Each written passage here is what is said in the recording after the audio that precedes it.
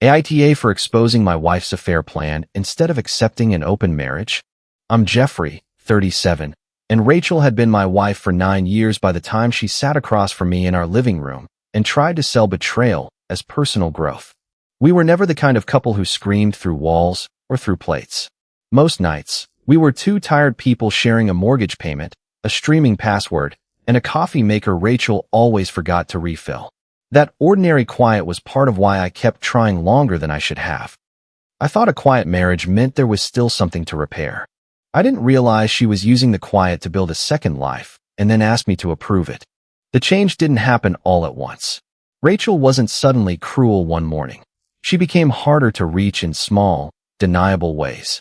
She started staying up later than I did, sitting at the far end of the couch with her phone angled toward her chest. I would come back from brushing my teeth and catch the last second of a smile before she locked the screen. "What's funny?" I asked once. "Nothing. Just something from a friend." "Which friend?"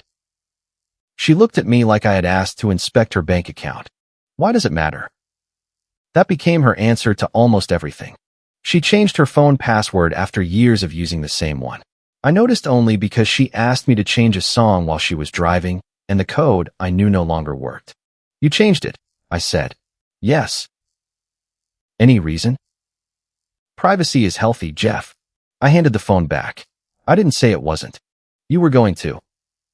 That was how our conversations began to work. Rachel would accuse me of a reaction before I had it, then defend herself against the version of me she had invented. Around the same time, she started using phrases that sounded borrowed from podcasts or therapy clips. Emotional freedom. Relational autonomy. Not expecting one person to meet every need. Honesty without shame. At first, I thought she was trying to talk about counseling. Our marriage had been strained for months. We ate dinner together, but often with the television on. We still slept in the same bed, but she usually turned away from me and scrolled until midnight. We hadn't stopped functioning as a couple, but we had stopped feeling like one. I knew I had contributed to that distance. I had gotten too comfortable with routine. When Rachel said we needed to evolve, I didn't laugh at her or dismiss her. I asked what she meant. She never gave a straight answer. "Marriage should not feel like ownership," she said one night while loading the dishwasher. I agree. She paused with a plate in her hand, almost disappointed that I hadn't argued. "So you understand that people can need connections outside the marriage?" "Friends? Of course. Not everything has to be categorized immediately." "Then what are we talking about?" She slid the plate into the rack. "You always need labels." I remember standing there with a dish towel in my hand, wondering how I had become unreasonable for asking what subject we were discussing. Rachel also began canceling plans with me. One Friday, I made a dinner reservation because she had complained that we never did anything anymore. An hour before we were supposed to leave, she texted from upstairs. "I need tonight for myself. Please don't make it a thing." I walked up and found her doing her makeup. "I thought you needed the night for yourself." "I do." "You're going out." "For a wellness thing." "What kind of wellness thing starts at 8? She capped her lipstick a little too hard. "This is exactly what I mean. I can't do anything without being questioned.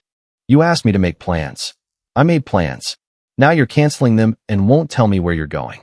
"I told you. I need space."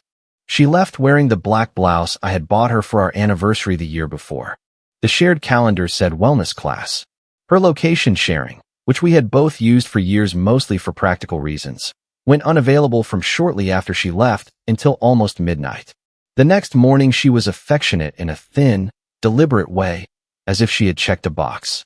I told my friend Simon about it a few days later. Simon is the closest thing I have to an older brother. He is 2 years older than me, blunt without enjoying cruelty, and one of the few people who can tell me I'm being an idiot without making me defensive. We were talking on the phone while I stood in the kitchen cleaning the coffee grounds Rachel had left scattered around the machine. "I feel like every normal question gets translated into control," I said. Simon was quiet for a second. "Do you actually tell her what she can wear, where she can go, or who she can talk to?" "No." "Do you demand her passwords?" "No." "Do you track her?" "No." Then stop defending yourself against accusations that haven't been earned. Ask the questions you need to ask. She says privacy matters. It does. So does reality. I leaned against the counter. I don't want to become the jealous husband she already thinks I am. Simon's answer stayed with me. Then don't become the angry husband she's already describing. Stick to the facts. The first hard fact appeared on our family computer. It was an old desktop in the small room where we kept bills, tax records, printer paper, and all the things neither of us wanted cluttering the rest of the house. Rachel had used it a few weeks earlier to order a birthday gift for her mother and left one of her email accounts logged in. I wasn't searching her inbox. I opened the browser to download a mortgage statement, and a hotel confirmation appeared in the email preview panel. The subject line read, "Reservation confirmed, Friday arrival." The guest name was Caleb. I knew who Caleb was, or at least I knew the version of him Rachel had given me. He was someone she had met through a social group. She called him thoughtful, emotionally intelligent, and easy to talk to. When his name first started coming up, it was casual. Caleb said this restaurant is overrated. Caleb thinks people stay married for the wrong reasons. Caleb says most men are threatened by independent women. I had met him once at a crowded dinner.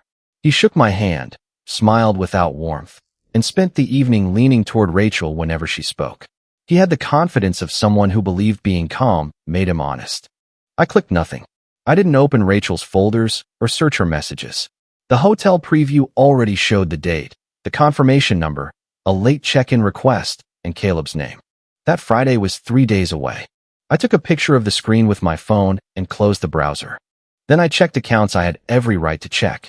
Our joint credit card showed a restaurant charge from the previous Friday. The amount was too high for one person and came from a place Rachel had never mentioned. That was the night she had canceled our reservation for her wellness thing. A rideshare receipt had been sent to our shared household email because Rachel had used that address when we first set up the account years ago. The pickup time was shortly after dinner. The drop-off was near a hotel bar. The shared calendar still said wellness class. It wasn't one smoking gun. It was 5 small things standing in a line. I didn't confront her that night. That decision was not weakness. I needed to know whether I was looking at an affair, an intention, or something that had an explanation I couldn't yet see. I also knew Rachel well enough to understand that if I walked into the bedroom holding one hotel email, the conversation would become about how I found it. So I saved the records that came through shared accounts.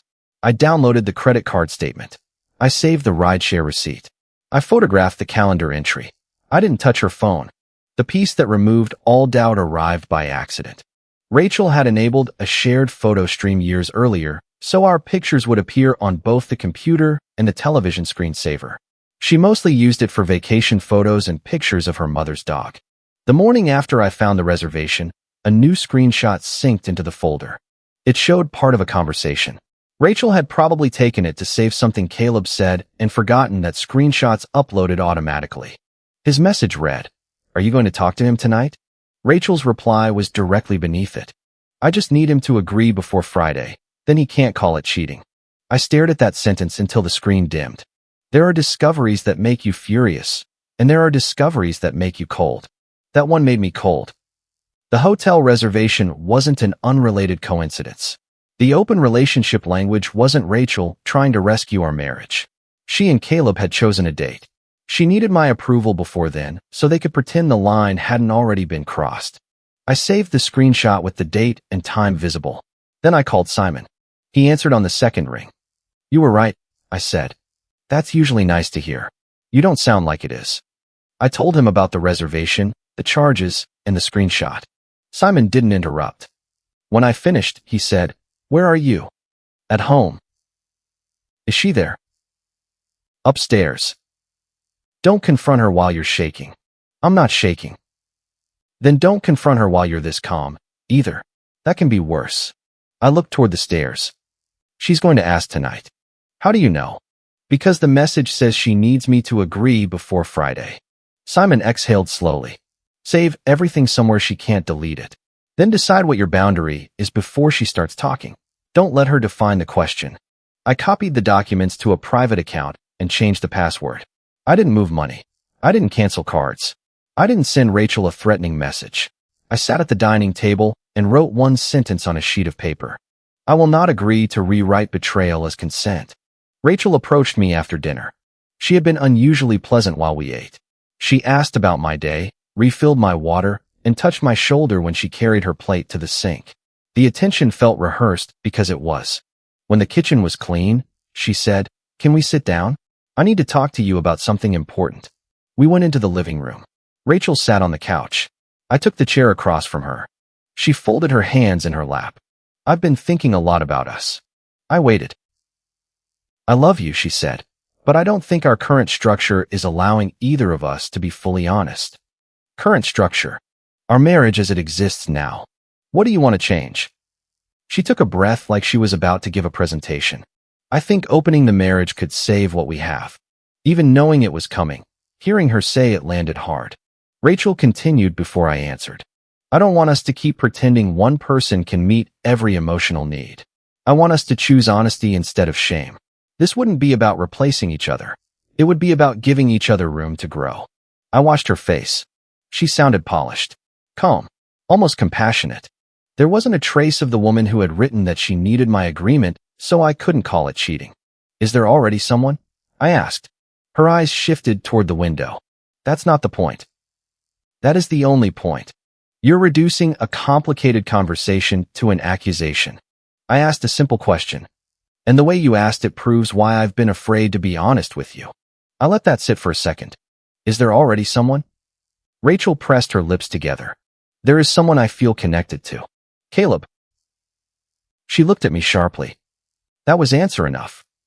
"How do you know that?" she asked. "So there is someone." I said I feel connected to him. I didn't say what you're implying.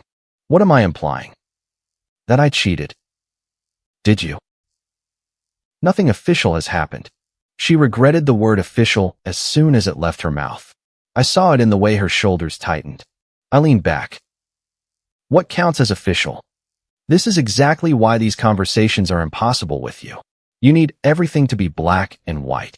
The hotel reservation for Friday is pretty clear. The color left her face. For the first time that evening, Rachel stopped performing. What hotel reservation? The one under Caleb's name. Friday arrival. Late check-in. She stared at me. You went through my email. It appeared on the family computer because you left your account logged in. I didn't search for it. You had no right to read it. I saw the preview. Then I checked our joint card, our shared calendar, and the rideshare receipt sent to our household email. You've been monitoring me. No. I finally stopped ignoring what was in front of me. She stood and began pacing between the coffee table and the fireplace. This is why I wanted a mature conversation before anything happened. You scheduled the hurt first. Nothing was going to happen unless we agreed. I looked at her. Then cancel the room. She stopped walking. What? Call Caleb. Cancel it. That's not the point. It's still the point. You can't dictate who I speak to. I'm not dictating anything. I'm asking whether the hotel room still exists. Rachel folded her arms. I needed to know whether you were capable of being open-minded. I reached into my pocket and removed my wedding ring. Her eyes dropped to my hand. I placed it on the coffee table between us. You don't need an open marriage, I said. You need a single life. Jeffrey, don't be dramatic. I'm not. You're threatening divorce because I asked a question. No, I'm ending the conversation because you booked the answer before you asked me. She shook her head. You're punishing me for trying to be honest. I almost laughed, but there was nothing funny in me. You wanted permission after the fact. That's not fair. I opened the screenshot on my phone and held it where she could see. I just need him to agree before Friday, then he can't call it cheating. Rachel read it. Her face went still. For several seconds, neither of us spoke. Then she said, You invaded my privacy. You synced it to our shared photos. That doesn't mean you get to use it against me. You were planning to use my consent against me. She looked away. I was trying to protect us. From what? From this. From you reacting like this. I stood. You asked for freedom. I'm giving you consequences. She picked up her phone. Who are you calling? My mother. That told me something important. Rachel wasn't calling Caleb to cancel the hotel. She was calling Linda to build an audience. I went upstairs, packed a small bag, and spent the night in the guest room with the door locked. Linda called me before 10. I watched the phone ring twice before answering. Jeffrey, she said, using the tone she normally reserved for people who had disappointed her in public. Rachel is devastated. I'm sure she is. She says you threatened to leave because she tried to have an honest conversation about the marriage. She didn't give you the whole story. She says you went through her private accounts. I didn't. Maybe you should ask yourself why my daughter felt she couldn't come to you. I did ask her if there was someone else. She refused to answer until I named him. Linda sighed. Marriage requires flexibility. Does it require a hotel reservation? There was a pause. What are you talking about? Asked Rachel. She said nothing happened. I'm not arguing facts through a phone chain. If Rachel wants to tell you what happened, she can. You're being very cold. I'm trying not to say something I can't take back. Rachel says you took off your ring. I did. That is cruel. Good night, Linda. I ended the call before she could pull me into defending myself against Rachel's edited version of the evening. The next morning, Rachel had moved to the guest room. She left for several hours without telling me where she was going. I didn't ask. I began dealing with the practical part. The first call I made was to an attorney. The consultation didn't magically solve anything. It was an hour of questions, cautions, and phrases I had never expected to apply to my own life. Do not empty joint accounts. Do not stop paying shared obligations. Do not threaten to expose anyone publicly. Preserve records. Communicate in writing when possible. Separate personal access where legally appropriate. Facts help you, the attorney said. Rage usually helps the other side. I can work with facts. I opened an individual checking account for future income and left enough in the joint account to cover the mortgage, utilities, insurance, and agreed household expenses. I documented every transfer. Rachel was an authorized user on a credit card solely in my name. I paid the outstanding balance, downloaded the statement, and removed her access. I changed passwords for my personal email, financial accounts, and cloud storage. I didn't change the password to anything she needed for household management. Then I canceled the anniversary trip. Rachel had planned the weekend months earlier and lately had started calling it our reset. The reservation had been charged to my personal card. The cancellation window was still open, and most of the money came back. She discovered that one quickly. She texted me from downstairs. Did you cancel our trip? I answered in writing. Yes. Why? We are separating. I will continue paying agreed household obligations. I will not fund a romantic vacation while you are planning a hotel night with Caleb. She replied almost immediately. This is financial punishment. No, you no longer have access to discretionary credit in my name. You're trying to control me. You are free to make your choices with your own money. 3 dots appeared, vanished, and appeared again. You are proving everything I said about you. I didn't answer. By midday, Rachel had already told Linda that I was cutting her off. A family text arrived from one of her cousins saying, "Whatever happened, using money to scare your wife is wrong." I ignored it. The mortgage payment went through that afternoon from the joint account, with the confirmation saved. Simon came by after work with takeout. We ate at the kitchen counter because sitting at the dining table felt too formal for how wrecked I was. He looked at the unused second container. Where is Rachel? Her mother's. Good. I don't feel good. I didn't say you should. I rubbed my thumb over the pale band of skin where my ring had been. I keep thinking maybe I moved too fast. Simon gave me a long look. She planned a hotel night with another man and tried to secure your consent first. She says nothing official happened. Do you care what she calls it? No. Then stop negotiating with her vocabulary. I told him there was something else bothering me. The hotel confirmation email had a thread beneath it. I hadn't opened Rachel's inbox, but the preview included an earlier forwarded message from a wedding vendor. Caleb's name appeared beside another name, Brianna. At first, I thought it might be a relative or coworker. Then I remembered Rachel mentioning, months earlier, that Caleb's old relationship had become complicated. I searched Caleb's publicly visible social profile. I didn't need to follow him. Near the top was a photo of him standing beside a woman wearing an engagement ring. The caption was nearly a year old, but the comments beneath newer photos still referenced wedding planning. Brianna wasn't an ex. She was his fiancée. Rachel knew she existed. What Rachel believed, or chose to believe, was that the engagement was basically over. Caleb was still attending wedding appointments. He's using both of them, I said. Simon wiped his hands on a napkin. Probably.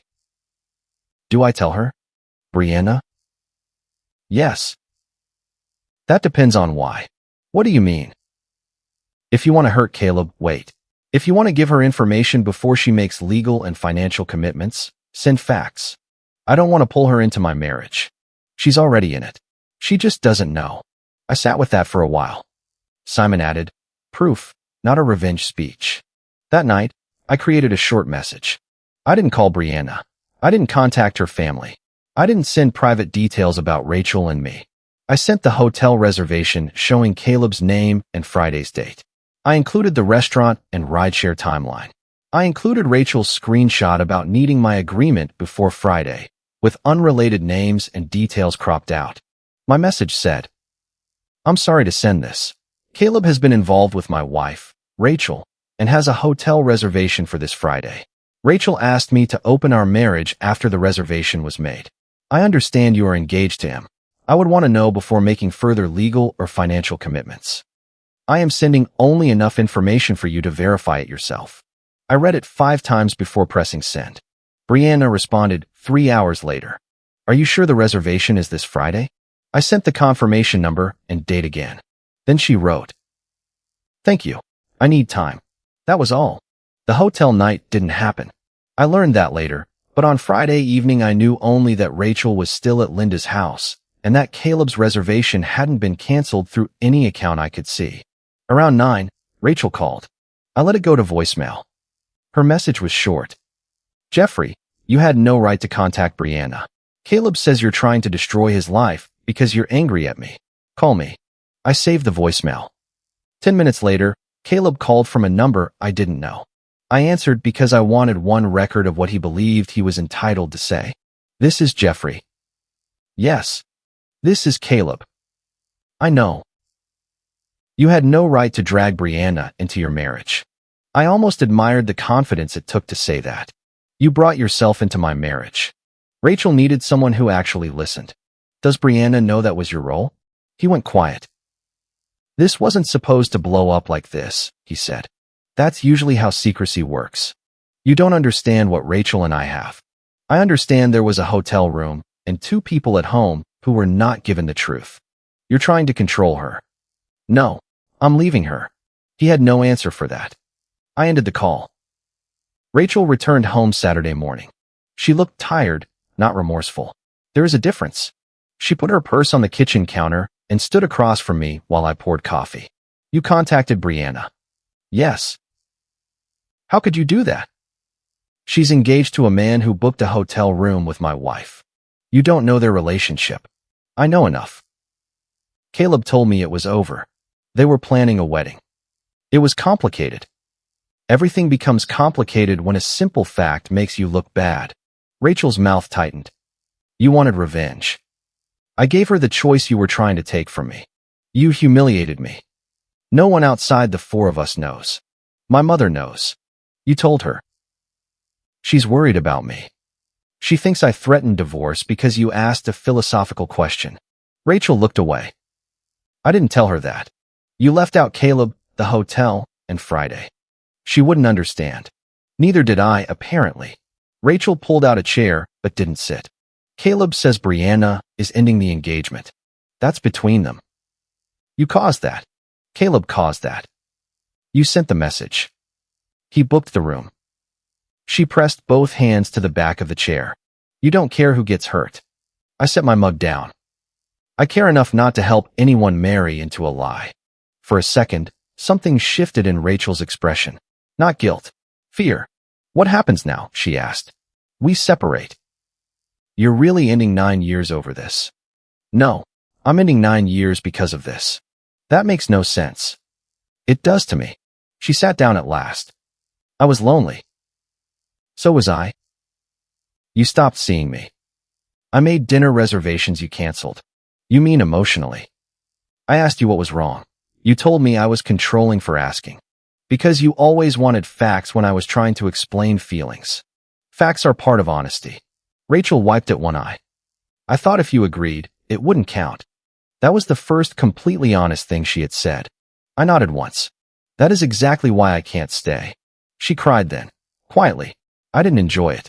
I didn't feel vindicated. I stood in the same kitchen where we had eaten thousands of ordinary meals and watched my wife grieve the failure of a plan that had required me not to know the truth. The following week, Rachel asked me to attend a family dinner at Linda's house. At first, I refused. Rachel said her mother wanted to support us through a difficult transition. The phrase sounded harmless. Then Linda texted me directly. "We all need to discuss how your rigid reaction has affected Rachel. Please come with an open mind." I showed the message to Simon. He read it and handed the phone back. "That's not support. That's a trial." "I know." "Do you need to go?" "No." "Then why are you considering it?" "Because they're going to repeat her version forever." Simon leaned against the counter. "You can't control what her family believes." "I know. But I'm tired of being called controlling by people who don't know what happened." He nodded. "Then go if you want. Don't perform. Don't bring a dramatic stack of paper. Bring 3 facts. Answer only if they put you on trial." I printed the hotel confirmation, the screenshot with Rachel's Friday message, and 1 page showing the restaurant charge and rideshare times. I placed them in a plain envelope.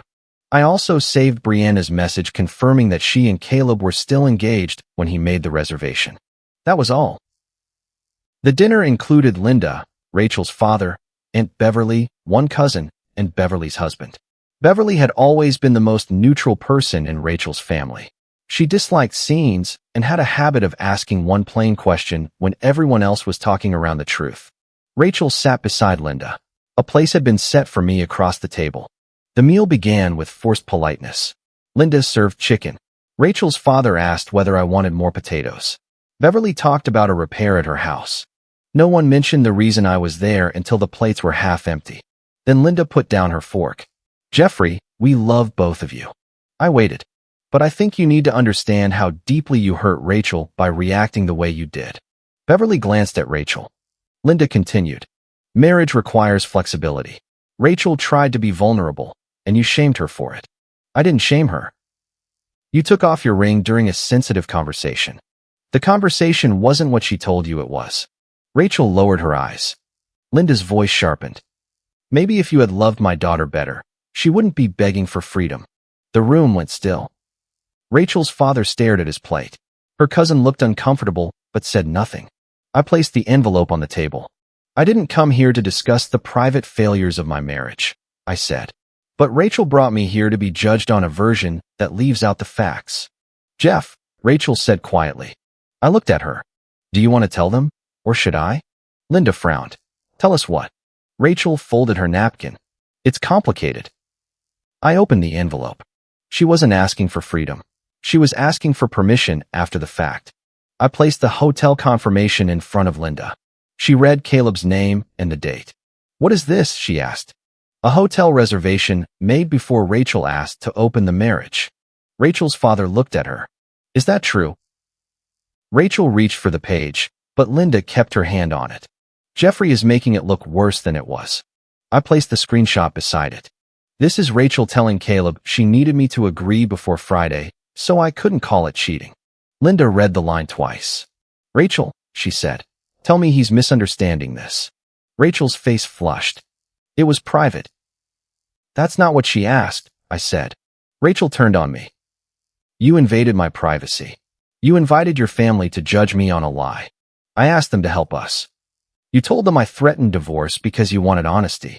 You didn't tell them there was already a man, a hotel, and a deadline." Her cousin shifted in his chair. "Was there actually an affair?" Rachel's voice rose. "Why is everyone obsessed with labels? I had a connection with someone. I was trying to handle it in a way that didn't destroy my marriage." I slid the restaurant and rideshare page forward. "You lied about where you were, turned off location sharing, had dinner with him, and went to the hotel bar. Then you tried to get advance permission for the room." Linda looked between us. "You told me nothing happened." Rachel's answer came too quickly. "Nothing that mattered." Beverly had been silent until then. She placed her fork on her plate. "Were you already seeing him before you asked Jeffrey to open the marriage?" Rachel looked at her aunt. "It wasn't that simple." "That's a yes or no question." Rachel's eyes filled. "We had feelings." Beverly didn't look away. "Were you already seeing him?" Rachel's phone vibrated against the table. She grabbed it immediately. The screen showed Caleb's name. No one spoke. Rachel stood so quickly her chair scraped the floor. I need to take this. I leaned back. Let me guess. Consequences calling. Don't, she snapped. She stepped into the hallway, but the house was quiet enough that we could hear pieces of her sigh. What do you mean she sent it to your parents? No, I didn't tell him to contact her. Caleb, calm down. You said the engagement was over. Linda closed her eyes. Rachel's father pushed his plate away. Beverly looked at me. Brianna is his fiancée? Yes. And Rachel knew? Yes. She believed him when he said the engagement was basically finished. Linda stared toward the hallway. Rachel told me Caleb was just a friend who understood her. He was supposed to be her first partner after I agreed. The word after hung in the room. Rachel returned a minute later, pale and furious. Are you happy now? She asked me. No. Brianna ended the engagement. That was Brianna's decision. You gave her the information. Yes.